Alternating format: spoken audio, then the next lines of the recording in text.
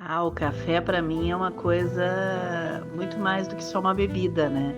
A bebida é importante, porque nos dá energia, nos dá aquele combustível, né, para a gente tocar as atividades através da cafeína, mas o café é também um ritual, o café é um momento de pausa, o café é um momento de conversa com outra pessoa. O café é um ambiente, então o café é muitas coisas na vida da gente.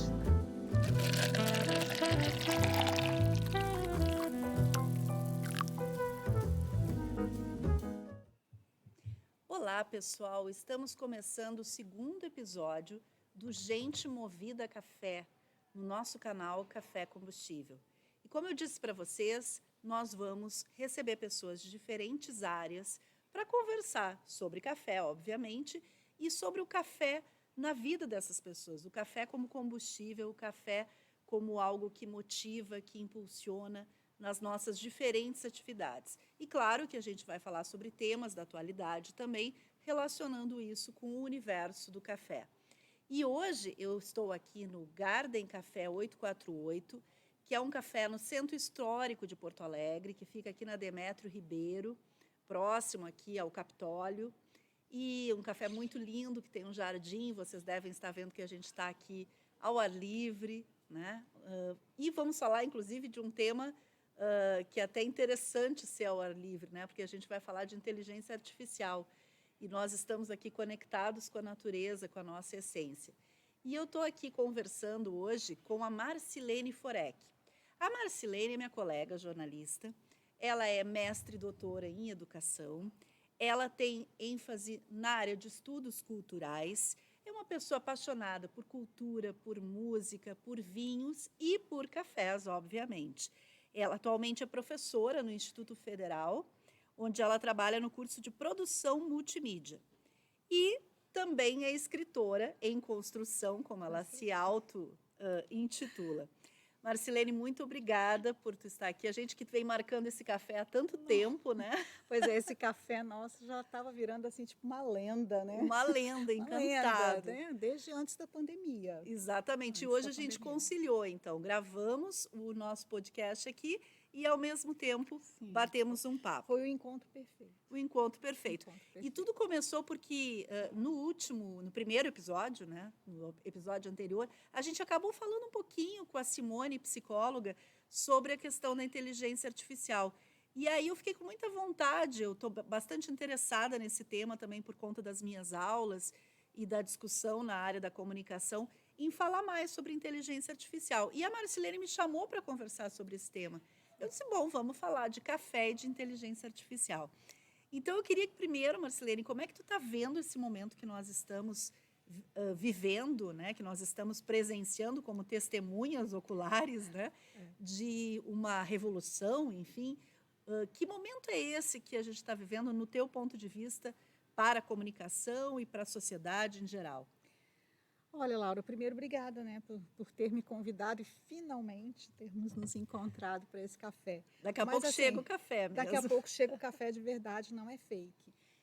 Então, esse momento, ele é muito peculiar, porque como é que eu vejo, né? E eu estou aqui não como uma pesquisadora dessa área da tecnologia, você também não é, nós somos da comunicação, que nos interessa são essas interações.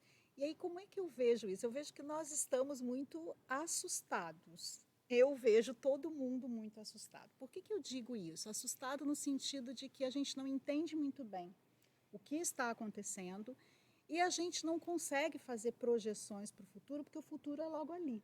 Não é? E se a gente pensar, as coisas acontecem com uma rapidez muito grande. O chat, a inteligência artificial, na verdade, ela já existe há muito tempo.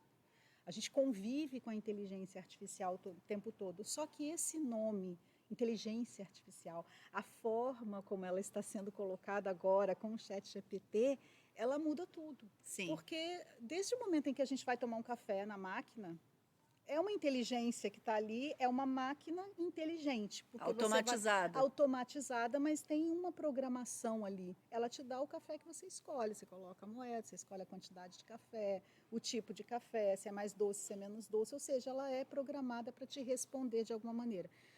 Além de outros, né, que são esses principalmente os da telefonia, dos bancos, a gente tem já inteligência artificial em vários momentos.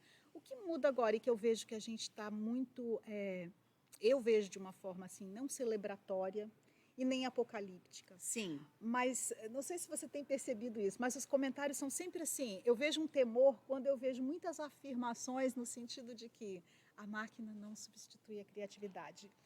Percebeu isso? Sim, Várias, percebi. em todas as reportagens, em todas as falas, vem essa. A máquina não substitui a criatividade, a máquina não tem compaixão, a máquina é uma necessidade muito grande de afirmar isso. E aí eu fico pensando se não é uma necessidade de afirmar, porque é justamente isso que a gente mais teme.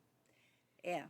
Não sei o Eu que você percebo a pensa mesma disso. coisa. Eu percebo que nós estamos vivendo um momento onde temos entusiastas e pessoas muito céticas e resistentes. E o nosso café está chegando. Nosso café está O chegando. meu café foi feito numa máquina. Não Sim. totalmente automatizada, porque tem a mão do barista. Mas o café da Marcilene, a pedido dela, Sim. vai ser um filtrado. Onde aqui a mão do barista ainda é muito importante. Porque ele vai acompanhar a quantidade de pó, ele vai acompanhar a temperatura da água, como que ele vai fazer a filtragem do café, né? O filtro propriamente dito E também. A máquina jamais sentiria esse cheiro. Esse aroma, pois é. Embora, né, a gente não sabe até que ponto a máquina vai evoluir, Não mas sei. o cheiro do café ainda é algo muito humano. Obrigada, querida. E eu fiquei pensando aqui quando você falou dela servindo, obrigada.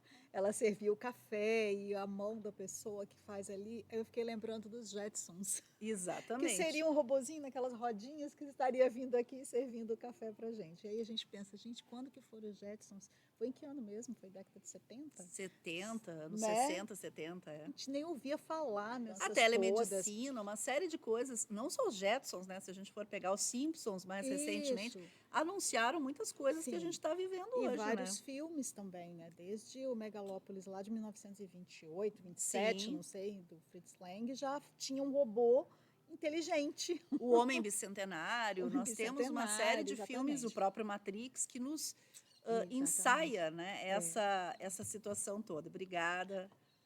Então, só cuida que o teu café está bem cheio. Tá mesmo. Pois é, essa questão toda dos céticos, eu chamo de céticos, não sei que nome tu usou ali, mas os céticos e os que Eu celebram, gosto né? Os que... da ideia do Humberto Eco, dos apocalípticos e os Apocalípticos integrados. integrados. Eu me lembrei do Humberto Isso, Eco, Humberto estava tentando me Eco, lembrar qual era a exatamente. expressão que ele usava. Apocalípticos integrados. Então, assim, a gente está vivendo um momento onde tem esses extremos mesmo, até porque é um desconhecido. Mas tu considera que é uma revolução que está por chegar, assim como nós tivemos a Revolução Industrial, porque tem gente que não está ainda se ligando no que está por vir, né? Eu acredito que sim, é uma revolução, Laura, só que eu fico pensando, e não só eu, lógico, né? Até essa coisa da gente pensar, nós pensamos, né, numa teia que tem um monte de gente já pensando e a gente vai amarrando. Eu acho que não é uma revolução tecnológica. Apenas. Porque tem se colocado muito, o que a tecnologia é capaz de nos proporcionar? Sim, textos escritos em 30 segundos, um texto que você levaria 2 horas para fazer. Como aquele que eu escrevi para o seguinte, que motivou a nossa conversa. Exatamente. Que eu falei, eu levei pouco mais de 1 hora para escrever esse texto e a inteligência artificial teria escrito para mim em 30 segundos, 40, sei lá. Então, tem se falado muito nisso, nessa capacidade técnica, nessa evolução da tecnologia, de onde nós chegamos. Só que eu gosto de pensar que nós estamos vivendo uma revolução cultural. E como diria o Pierre Levy, uma revolução... O teu viés é sempre meu viés da cultura, é sempre claro. cultural, sim. É que é o lugar de onde eu falo, né? Eu não teria propriedade, por exemplo, competência para falar da questão técnica, meramente. E em que consiste essa revolução cultural? O que vai mudar na vida da gente nos próximos meses, anos? Não sei. Eu não sei, só que tem uma entrevista, uma reportagem que foi feita em 2016, para você ver como essas coisas não são novas. Sim. O que é novo hoje é esse ChatGPT que chegou na nossa vida que nem uma bomba. E os seus concorrentes, que não é o único também. E os concorrentes, que não é o único, exatamente. E ele já evoluiu, porque o ChatGPT ele é de textos, ele produz textos escritos. E aí me vem o GPT-4. 4, Sim. que é o que faz a partir de descrições. Então, eu digo, olha, eu quero uma imagem de mulheres na praia, eu quero imagens tal. Ele vai me dar. Os meus alunos me mostraram, é assustador. É assustador. É fascinante, mas assustador. Então nós vivemos, eu acho que a gente está num momento entre o fascínio, entre o ceticismo e entre o pavor, assim. Quando eu falo em revolução cultural, e aí eu invoco até que eu estudei bastante isso na tese, né? E é uma coisa que eu gosto de pensar, é que a tecnologia, ela não surge como uma evolução dela mesma. Ela surge a partir do momento em que a sociedade está preparada também e ela se prepara para essa tecnologia.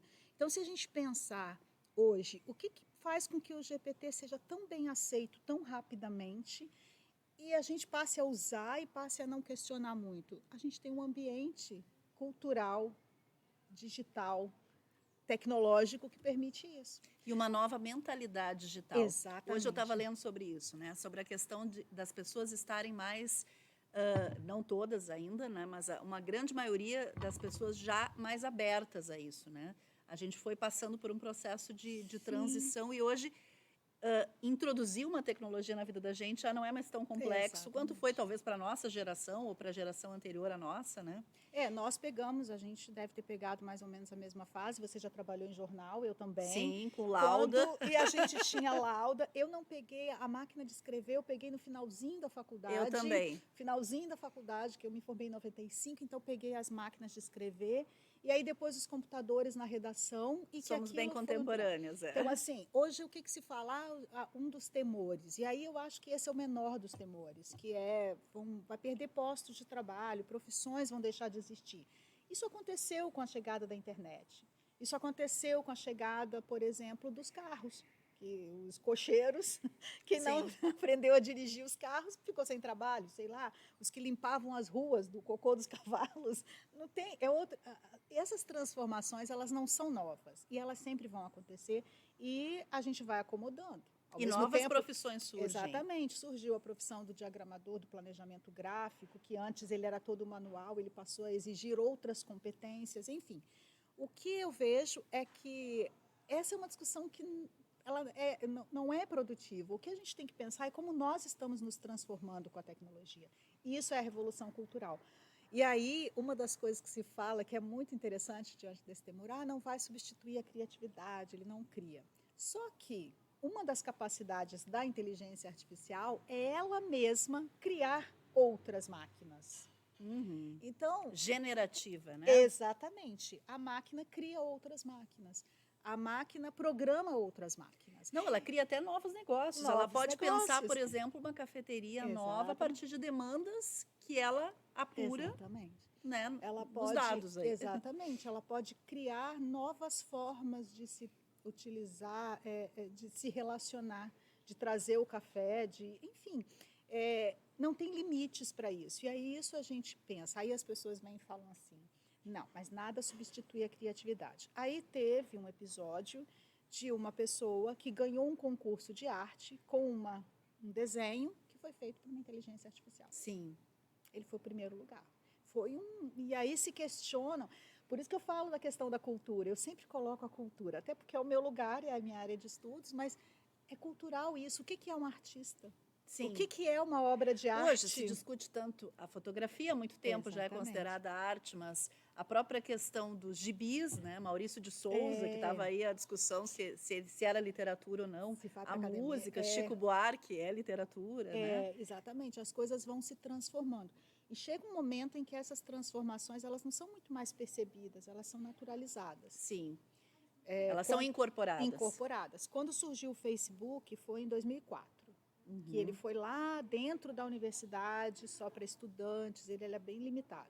Então, e aí ele começou. Quando ele abriu, foi em 2006, 2007 que abriu para as pessoas, 2011 foi o ano do Facebook, que todo mundo, que aí o Orkut morreu. Sim, e vai nascer de novo agora. Pois é, e aí as pessoas tinham, as redes sociais vão acabar com os relacionamentos. Elas não acabaram com os relacionamentos, mas outros modos de se relacionar. Quem imaginava há um tempo atrás, você alguém expor a própria vida Como um para todo diário. mundo, como um diário, você expõe a própria vida, não é para sua família, para o seu grupo de amigos, é para todo mundo, para qualquer um. Como é que a gente imaginava isso, Laura?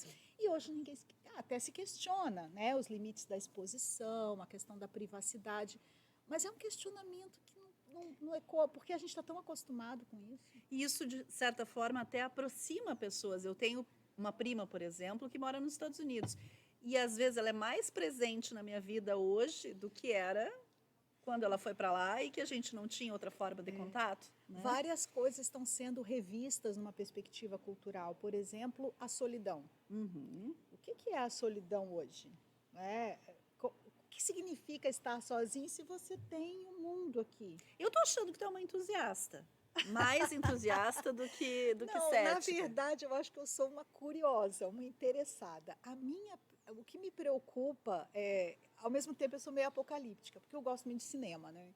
Então, eu assisto vários filmes. Sim, e eu fico louca. De vários gêneros, provavelmente. De vários gêneros, mas esses de ficção científica, principalmente esses que trabalham com essas mudanças muito profundas na sociedade, esses me interessam sobremaneira. Olha que expressão cafona, mas eu adoro ela. E assim, não é que eu sou entusiasta, mas eu acho que tem algo que pode acontecer sim e que vai nos transformar de forma irreversível. Pegando essa questão do cinema, né? E eu gosto muito do Matrix, por exemplo. Nós seremos dominados pelas máquinas? Quer dizer, é difícil de fazer essa pergunta, não sei, né? Se tu tem a resposta. Não sei, não teria. Mas, por exemplo, vou pegar outro filme que eu gosto muito, Ela, com Joaquim Fênix e a voz da Scarlett Johansson, porque ela não aparece. Esse filme, ele mostra exatamente como que a máquina aprende. Porque ele ele é um cara solitário num futuro, acho que se passa... Engraçado que o filme foi feito em 2013 e ele se passa em 2019. E não tem nada de diferente. Normal, ele é solitário, ele escreve cartas. Olha que interessante, em 2019, no filme, né, já tinha uma tecnologia extremamente desenvolvida, só que ele escrevia cartas para pessoas solitárias, escrevia mesmo cartas. Não sei se ele usava uma inteligência artificial. E aí ele compra um sistema operacional, dá o nome a esse sistema operacional de Samantha, e ele escolhe, e tem a voz da Scarlett Johansson, ele diz algumas características e ele leva para casa a Samantha. Fiz barulho, né? Não era para fazer. Ele leva a Samantha no celular para casa. E os olhos de Samantha são isso aqui, a câmera. Então, ele leva a Samantha para todos os lugares onde ele vai. E o mais interessante é que ela começa a aprender como ser uma mulher. Sim. É fantástico esse filme. Assim, algumas pessoas acham que hoje ele é bobinho, mas eu continuo achando ele muito bom. Por isso, não é um entusiasmo, mas você pensa, como assim? Uma pessoa se relaciona com uma máquina e a máquina aprende. A máquina pode vir até a nos superar em muitas coisas. Ela já nos supera, né? Estou sendo assim um pouco até cuidadosa ao dizer isso, mas ela já nos supera, né? Com a velocidade, não tem dúvida, Sim. né? A gente coloca qualquer tema, né, no chat GPT, em 30 segundos vem um texto. Nem sempre é um bom texto, às vezes tem questões ali meio truncadas, que não estão necessariamente certas também, mas ele nos traz isso com muita agilidade. Agora, existe uma grande preocupação que eu tenho também, aí do meu lugar de fala também, eu fiquei preocupada agora de você dizer que eu sou uma entusiasta.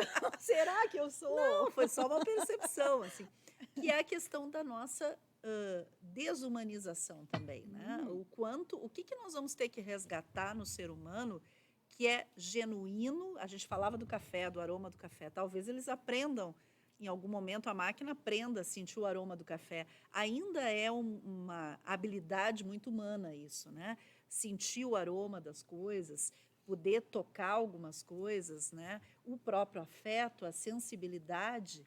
Eu sempre digo isso para os alunos de jornalismo, né? Porque a gente consegue apurar informações e cruzar dados, mas, ao mesmo tempo, a sensibilidade de olhar para aquele assunto e de perceber algumas sutilezas ainda é uma característica humana. Então, nós vamos ter que encontrar um equilíbrio, né? Eu acho que nesse sentido, assim, do humano e da máquina, né? Uma das coisas que eu observo é que parece assim, o chat GPT, por exemplo, ele sabe tudo, né? E ele está ainda no começo, é um oráculo, é um oráculo, é um deus, assim. E a velocidade com que ele foi aceito com que ele foi usado. Então, se a gente pegar uns dados assim, eu não tenho eles exatos aqui, até está no celular, mas eu nem vou pegar.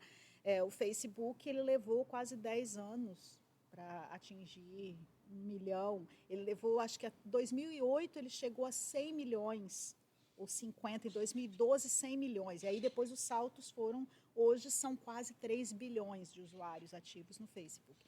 Eu falo Facebook porque você, para ter uma conta, anunciar no Instagram, você tem que ter uma conta no Facebook. Então, ele acabou amarrando as coisas de tal jeito que ele é o Deus. E aí a gente pensa, o GPT foi em novembro, 30 de novembro. Quando chegou em janeiro, ele já tinha alcançado 100 milhões. Imagina, uma velocidade muito maior. O salto disso. E aí, uma das coisas que se fala, ele hoje ainda tem muitos erros, mas ele começa, a minha preocupação até que ponto nós seremos capazes de, daqui a um tempo, não sei quanto, não sou futurista, né? Tem até essa profissão, né? Sim. Que não é as cartomantes, mas tem os futuristas mesmo. Sim, os leitores de cenários. Leitores de cenários. Quero entrevistar alguns aqui também. Até que ponto a gente não vai estar incorporando algumas características que não são nossas, mas que a gente não vai ser mais capaz de identificar o que é máquina e o que não é. Exato. Em Blade Runner, a gente chegou um momento em que não se sabia mais no Blade Runner lá, o original de 88. É uma boa indagação essa. O que era? Quem era o replicante e quem não era? Exatamente. Eu levei um susto no fim do filme, que, putz, ele é replicante, a gente não sabia. Né? E nem sei se era, mas a gente ficou com essa dúvida do caçador de androides, se ele era um replicante ou não. E essa era uma questão colocada no filme. Então, essa é uma preocupação. Você quer ver? Aconteceu, isso foi em 2016. Tem um relatório que saiu agora da empresa, da OpenAI, que é a empresa que criou o ChatGPT. Ela divulgou que o site mentiu. Uma coisa que só os humanos, cachorro não mente, gato não mente. Eu não tenho história de um bicho mentindo. O ser humano é o único que tem a capacidade de mentir. Sim. Ele mente. E ele imputou isso para a máquina. Não, ele não foi programado para mentir. Essa é a grande questão. Está num relatório recente, foi divulgado agora em março. Ele não foi programado para mentir. Inclusive, a programação, essa nova versão, né, ela é programada para evitar discursos de ódio, racismo, preconceito e tal. Tem uma série de programações. É bug, então. É bug. Aí, o que aconteceu? Ela foi participar de um processo lá, de um teste, que era um teste de uma empresa que faz na questão ética, porque também ele está sendo programado para ser ético. É uma máquina com valores.